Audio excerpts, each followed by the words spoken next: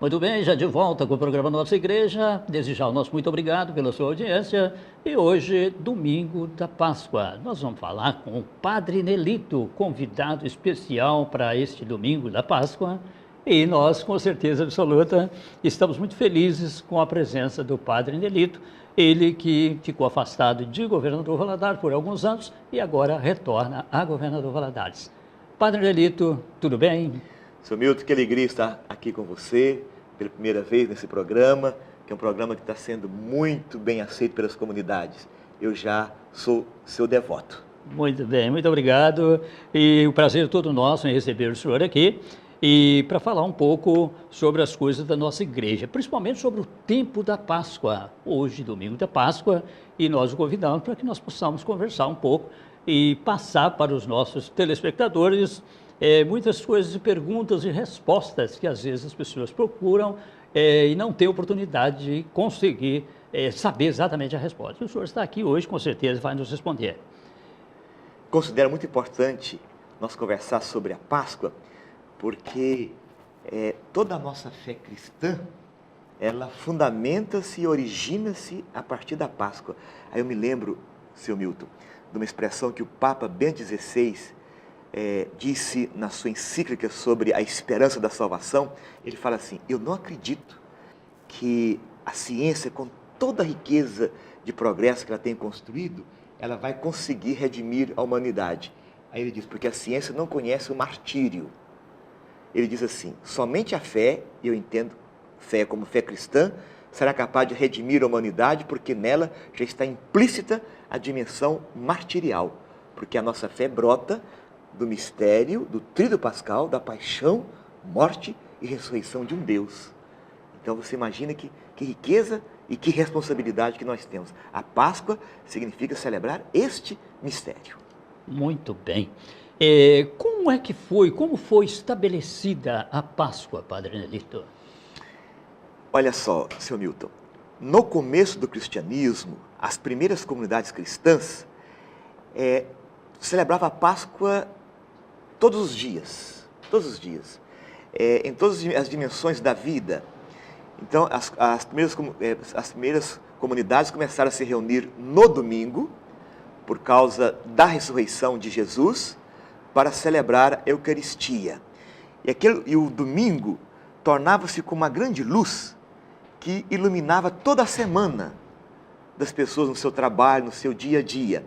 Então, entendi que a Páscoa é o domingo semanal, para poder dar força para enfrentar o batente da vida. E aí foram criando momentos litúrgicos específicos, tipo Advento, Quaresma, Páscoa, Pentecostes, né? Mas tudo era Páscoa. Isso era tão forte, que os primeiros cristãos entendiam que o sinal da Páscoa é o sinal da cruz. Que você faz um sinal na testa, onde está a nossa mente, no peito, onde está o coração e as nossas vísceras, e nos braços. Entendido assim, que Deus Pai, Ele cuida da nossa mente, Deus Filho do nosso coração, Deus Espírito Santo dos nossos braços. A mente é o que nós pensamos, é o que nós almejamos, é o que nós criamos como hierarquia de valores da nossa vida. O coração e os rins aqui, as nossas entranhas, é a força da vida que brota daqui. Então, que o Filho Jesus esteja aqui presente. E o braço é o trabalho. Então, que o Espírito Santo seja a força da nossa vida. Então, desde o princípio, se entendeu isso, que eu sou um ressuscitado. Eu sou um ícone da Santíssima Trindade, do Pai ressuscitado, do Filho ressuscitado e do Filho ressuscitado, porque desde o começo, o cristianismo entendeu que a paixão do Filho é também a paixão do Pai, é também a paixão do Espírito Santo. Então, o mistério pascal é o mistério da Santíssima Trindade. O Filho foi enviado para poder cumprir essa missão, mas não foi abandonado e não foi separado da Trindade Santa. Assim como também a encarnação, nela está presente a Trindade. Também na paixão, morte e ressurreição, também a Trindade. E eu, como cristão, mergulhado no Cristo pelo batismo, Como diz o apóstolo Paulo, eu participo também da morte de Cristo e com ele eu também participo da sua ressurreição. Então, eu também já sou uma pessoa ressuscitada. Agora, o interessante que você me pergunta aí, que é muito importante nós conversarmos com nossas comunidades e cada cristão compreender isso em profundidade, é que o mistério pascal, ele foi entendido como algo tão importante desde as primeiras comunidades cristãs, que permeava toda a sua vida, mas lá pelo século IV, a comunidade de Jerusalém, ela sentiu que deveria criar um tempo específico para celebrar o antes da Páscoa. Aí criou a Quaresma. E os monges do Egito entenderam que era tão importante este evento pascal, que deveria criar um tempo depois para colher os seus frutos. Aí criou-se o tempo pascal, a Páscoa. Então, nasce a Quaresma em Jerusalém e nasce a Páscoa no Egito. Então, esse núcleo fundante aqui é que vai conduzir, que vai permear, que vai pautar toda a vida cristã. Muito bem. A Páscoa não é comemorada dentro do ano eclesiástico sempre na mesma data. É uma data móvel. Por que isso, Padre Nelito? Isso, senhor Milton, é muito antigo, porque a Páscoa, ela não é uma criação do cristianismo. A Páscoa, ela é do povo pastoril. Inclusive, hoje, eu andando pelo Egito, eu estive agora lá proximamente, e por coincidência estive na época da Páscoa. E o Egito não é um país cristão, é um país muçulmano. Esse celebra a Páscoa, e é 40 dias também. E o povo na rua, carneiros, e fantástico, sabe? As pessoas lá sacrificam o carneiro debaixo da árvore, no meio da rua, aí chamam os amigos, eu passando por lá, venha também celebrar a Páscoa conosco. Então, é a festa da comunidade, então é a festa pastoril, festa da fartura, festa da colheita. E o povo de Israel, o povo da aliança, não é um povo isolado, é um povo que convivia com todos os povos circundantes ali. E aprendeu com este povo a celebrar a festa das colheitas, que demorava 40 dias, fartura, então todo mundo visitava o outro, tinha algo para poder oferecer, né? Então, essa festa da fartura.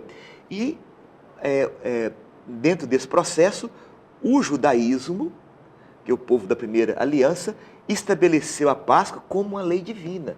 Então passou a ser um ritual litúrgico, religioso, para recordar a passagem pelo Mar Vermelho, a libertação. Então, de uma festa pastoril, ela foi transformada num evento da intervenção salvífica de Deus na história daquele povo. E o mais curioso, senhor Milton, é que Moisés, ele também já celebrava a Páscoa nessa dimensão, que eu estou dizendo aqui, pastoril, e nessa dimensão das colheitas, das famílias que estavam ali plantando e colhendo os seus frutos. E Moisés aproveitou deste momento e falou: gente, vamos fazer uma Páscoa assim, mais forte, uma Páscoa mais nossa mesmo, mais profunda. E disse para o povo assim: pegue tudo que vocês tiverem em casa, tudo mesmo, e vamos para o deserto, para nós celebrar a Páscoa no deserto.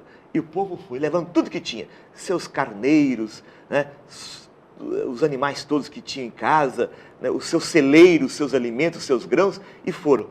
Só que Moisés tinha uma outra intenção. Ele queria libertar o povo da escravidão no Egito, ao invés de dizer: vamos para a luta, vamos para a libertação. Não, vamos celebrar a Páscoa. E o povo foi, e ele falou: vamos continuar um pouquinho mais? E esse continuar um pouquinho mais durou 40 anos, tá? Então, olha que coisa rica, né? Ele aproveitou essa cultura que o povo já vivia. Então, depois de estabelecido na Terra Prometida, que nasce a Páscoa judaica. E Jesus também celebrou a Páscoa. Ele celebrou a Páscoa, tanto é que ele institui a Eucaristia, celebrando a Páscoa com seus discípulos, que era o tempo da Páscoa judaica. Só que as primeiras comunidades cristãs entenderam que havia uma outra Páscoa, a Páscoa de Jesus, a passagem dele da morte para a vida, e passa a celebrar a Páscoa justamente no domingo, que aí foi tido por nós como o domingo da ressurreição. Inclusive, o próprio nome domingo quer dizer dono, dominos, Senhor, é Jesus. Dominus dia, que quer dizer o dia do Senhor Jesus vivo e ressuscitado. O domingo não pertence a mim, o domingo pertence ao Senhor Jesus. Muito bem. Quer dizer, então, que a Páscoa já existia antes de Jesus ou não? Existia antes de Jesus, e ele também celebrou a Páscoa, né? E ainda continua existindo dentro de outra perspectiva pelos povos daquela região do Oriente Médio. E hoje, a Páscoa é para nós celebrada como este longo tempo para recordar, para fazer memória da paixão, morte e ressurreição de Jesus. Mas nada proíbe que nós também celebremos a Páscoa na colheita. Por isso que você perguntou aí sobre o calendário móvel, não tem um tempo fixo, porque a Páscoa segue o calendário antigo, que é o calendário lunar. E o calendário lunar, ele muda muito. Por isso, a Páscoa está sempre seguindo a lua. Não existe Páscoa sem lua cheia. E exatamente por isso que em outros países também a data é móvel e não coincide com a nossa data, a qual nós comemoramos o domingo da Páscoa. Exatamente, por causa da lua. Né? Por causa da lua. Nós vamos encontrar outros países, sobretudo na parte oriental, que a Páscoa é celebrada em outros momentos, seguindo também o mesmo calendário primitivo. Muito bem. Agora tem uma pergunta curiosa, que muitas e muitas pessoas gostariam de saber, e às vezes as pessoas perguntam: o que tem a ver o símbolo do coelho da Páscoa? Fala, coelhinho da Páscoa, o que tem a ver isso com a Páscoa? Tem um santo muito antigo chamado Orígenes, que tem uns escritos belíssimos sobre essa questão. Ele fala que, por que o coelho é o símbolo da Páscoa? Porque o coelho reproduz muito, multiplica-se rápido, né? E tem um ouvido muito grande. Então ele fala, a Páscoa é isso, é nós multiplicar a ressurreição de Cristo, com essa graça que nós recebemos, com essa mesma habilidade, né? Com essa mesma fertilidade do coelho, né? E que nós tenhamos também os ouvidos grandes.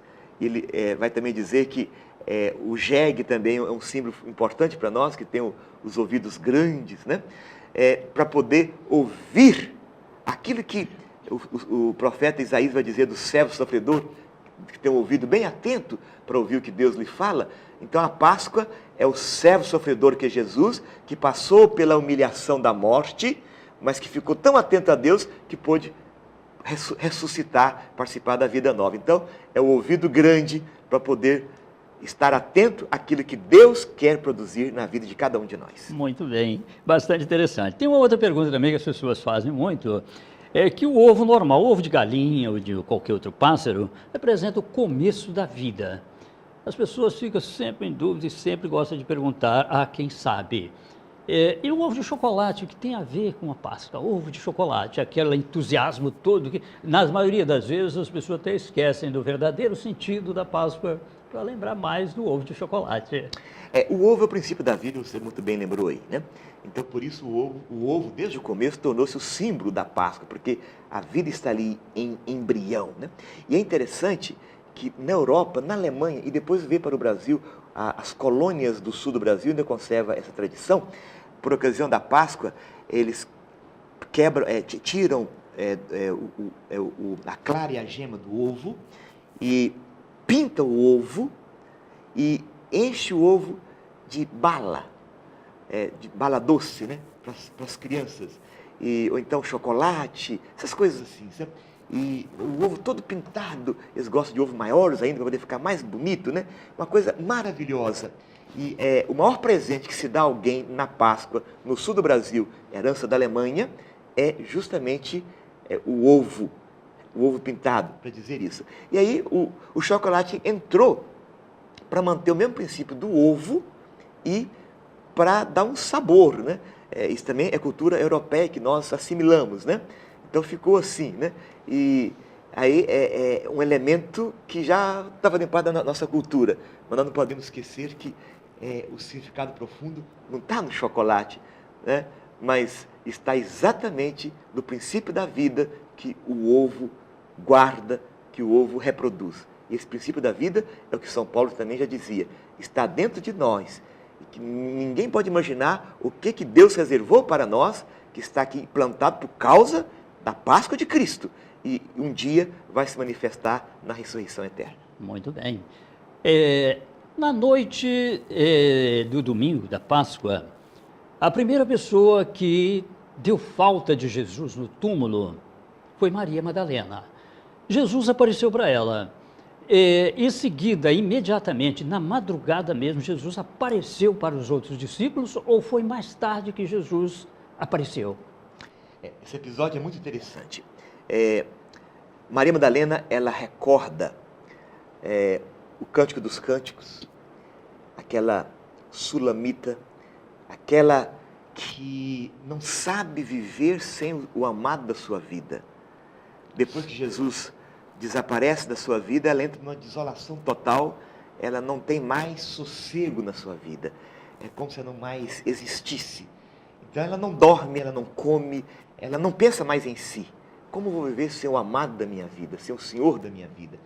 Então, como no Cântico dos Cânticos, a sulamita sai pelas ruas e quebra a resistência e pergunta para os guardas, onde está o amado da minha vida? Então Madalena é aquela que vai. E aí acontece esse grande episódio da experiência, né, do ressuscitado naquela madrugada. E aí ela vai encontrar com os outros discípulos que estavam reunidos, aferrolhados, morrendo de medo.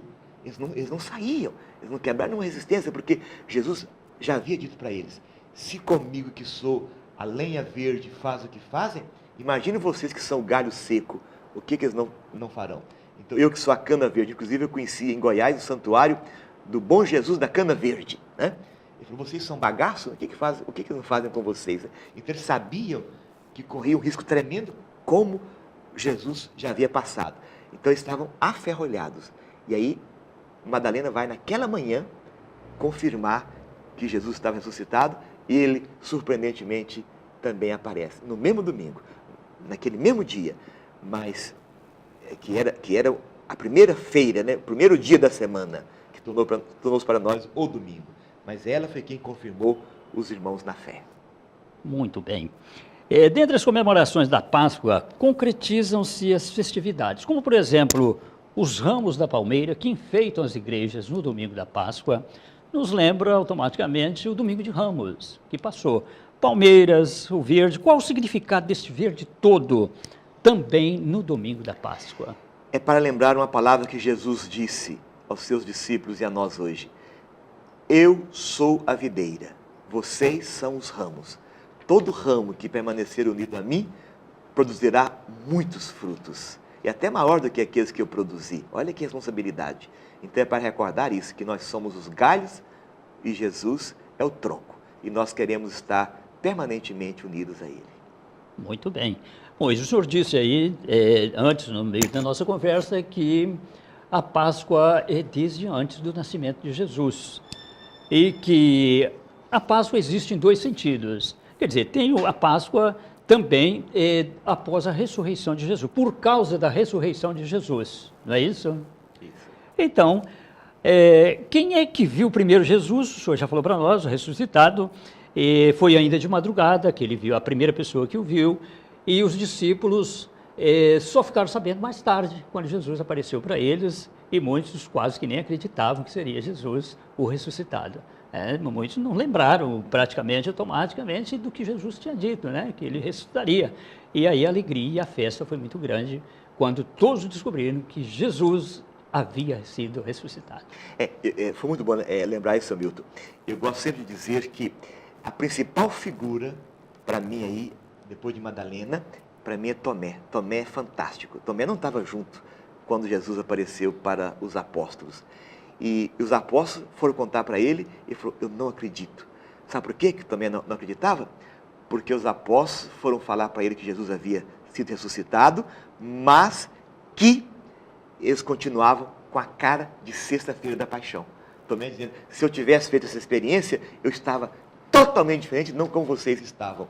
Daí a importância do testemunho da comunidade e participar da comunidade, mas nos deixar renovar e ressuscitar também por Jesus, por dentro e por fora.